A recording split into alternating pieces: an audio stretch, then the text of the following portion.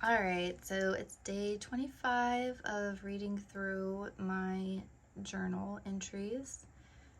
And the quote for today, if you're following along, is "Time heals nothing unless you move along with it." And then the writing prompt is, "What has time taught you? Do you think it heals all wounds? Do you gain perspective, or does time just pass?" So if you're following along and journaling yourself, just take a few minutes to write down your response, and I'll be back in a second with mine. All right, let's see what I wrote here. What has time taught you? Do you think it heals all wounds? I wouldn't say it ever fully heals any wounds, but it does make them more tolerable. There have been a couple of instances where I was heartbroken and depressed over something a boy had done or something I had done to embarrass myself or make myself feel stupid or not good enough. A couple of times it felt so bad that I couldn't see myself ever feeling better. Even if it took a little time, I've always ended up feeling better. Maybe not as good as I've ever felt, but definitely much better. I also understand what people mean when they say they put up walls or barriers, or that their hearts get hardened after a major hurt. Some people say it makes them stronger, but I don't know if that's how I'd describe it. Maybe to some extent, certain things hurt less, but for me, I think it's causing me to take action to avoid getting wounded, mostly by pulling away from people and avoiding situations that could lead to me being hurt or embarrassed. Which is good because I think I have less stress overall, but I also worry that I may be missing out.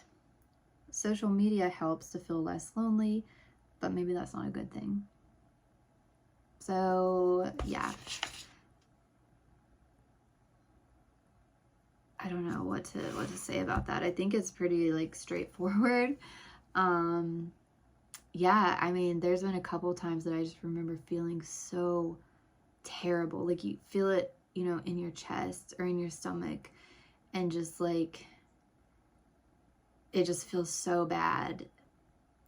But now, because it's happened a couple of times or a few times, whenever it does happen, I'm just like, oh, please, like, let this go away quickly. Like, I know that it goes away.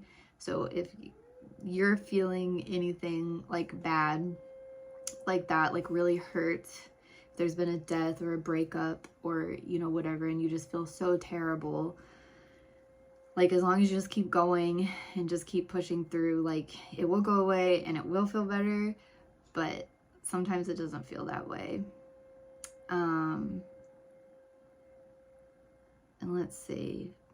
Yeah, but I think because I've been hurt sometimes, I have pulled away. And I don't know if it's because of that or just because I'm getting older or what, but, oh my gosh. I have put up barriers and disconnected from people. I've talked about it a little bit. I've pulled away from family.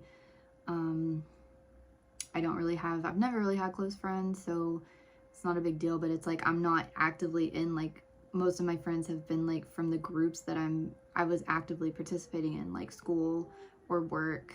And when I'm working from home and I'm, taking online classes, like I don't have like solid like friend groups from those things. But yeah, also like kind of pulling away keeps me from having anxiety, because I do have a lot of social anxiety. And it's weird because it's like it's gotten worse for me as I've gotten older. And me and my sister, I was just on vacation. I went to go visit her, and we were talking a lot about the past and everything, and we were just realizing I didn't realize that she had such bad social anxiety when she was a kid, because I've always been shy, but I always thought she was like more outgoing than me.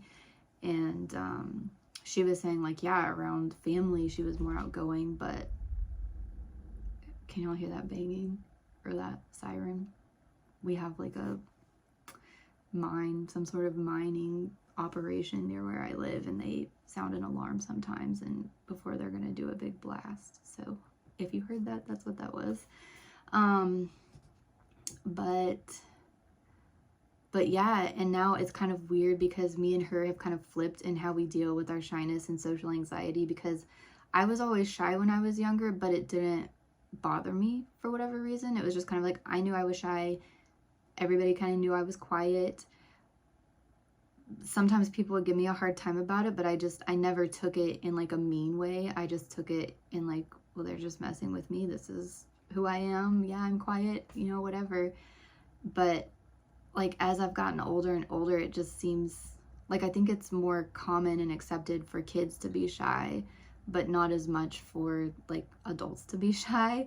And I also think that more people have social anxiety than when I was a kid. Like when I was a kid, I was one of a few kids in my grade that everyone like, oh, they're the quiet kids, they're the shy kids. And so there was a lot of like outgoing kids that would come up and talk to me. So I never really felt excluded because there was always people coming up and talking to me, and I didn't have to be the one to go out and make friendships. But as I've gotten older, it seems like there's a lot of shy people. And so if they're shy and I'm shy, like we just never talk. And so, you know, like, gosh, like networking events, my boss, thankfully, like she tries to push me to be more social sometimes. But she also like, I think understands. She went on one work trip with me, and for some reason, like sometimes the work trips are okay and I am able to be social, a little bit more social, and then other times I just get like really bad social anxiety. So I literally like just go to the meetings that I'm supposed to go to, give my presentations or whatever, and then kind of like go back to my room and just lock myself in for the rest of the time, do work, whatever. And this time that I went with her, I was definitely feeling like that. I was feeling very, very, one of the most like antisocial and kind of like anxiety that I had felt in a while, which was weird because she was there with me. And like after our, you know, presentation and our meeting for the day, a lot of the people, like they come to these things to socialize, and so they like to have drinks afterwards and, you know, hang out at the hotel bar or whatever. And so she was down there, and I don't think she had realized until that time that I was just like, I can't do this, you know? And so, yeah, she realized that I really do have like some pretty bad anxiety sometimes when it comes to those things. And so she'll kind of push me to be more social or to reach out to people, but not as much as she used to, which is good. So, you know, she encourages me to sign up for conferences and everything, but she doesn't expect me to necessarily go and network and all that stuff. So, but yeah. And I can't say that hurt or embarrassed. I don't know. I guess that's all I have to say about that. Like, I just wonder. I had never been really active on social media until about, I think, 2018 when I made my Instagram page. And I only made it because my sister kept telling me, like, same thing with TikTok. You know, my sister's like, I want to share these things with you on Instagram. And so at first it was just kind of like us sharing kind of like posts and memes with each other. And then I was really big into veganism at that time, and so I made some connections on my page with a lot of vegan pages, and I think especially in the first few months of the pandemic, that really helped me out because I was kind of going through a breakup that had happened at the end of 2019, and so those first couple months of 2020, you know, were kind of rough, and then the pandemic hit and I was just completely alone. I wasn't in this house, it was at my apartment in another town by my university, and I just locked myself up, but I was able to get out of it through social media until about June, whenever it just got really overwhelming. Like everything was like swelling up with just a lot of stuff going on, and even social media got overwhelming for me. I was getting anxiety from that, and so I got off of social media for a while. But I think it does help to be able to loosely connect with people without feeling as much like with my sister. Like, I don't necessarily want to talk on the phone with her all the time because sometimes I just don't feel like talking on the phone.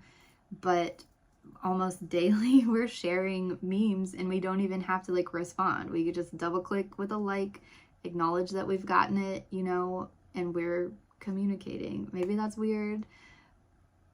Maybe that's like a de-evolution of communication, but it's something that works really well for me, that I don't get anxious about, that I'm still able to kind of keep up with people through that. But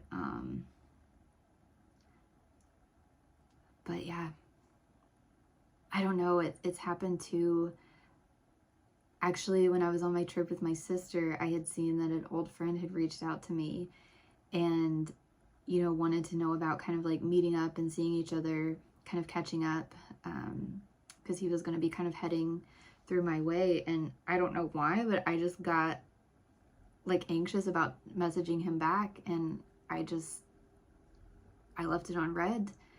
And it's not that I dislike him. It's not that I don't want to, you know, meet up and catch up with him. I don't know, just the thought of it made me anxious. And so I feel bad, because this was a guy that I was really good friends with back at Disney. And I just don't know how to respond to it now. So I don't know what I'm going to do with that. I don't know. I don't like that I'm that way, but for now that's how I am, I guess. I hope it gets better. But anyway, another long one. I guess I feel like talking these days, but I guess that's all I have for this. And I'll be back tomorrow with day 26.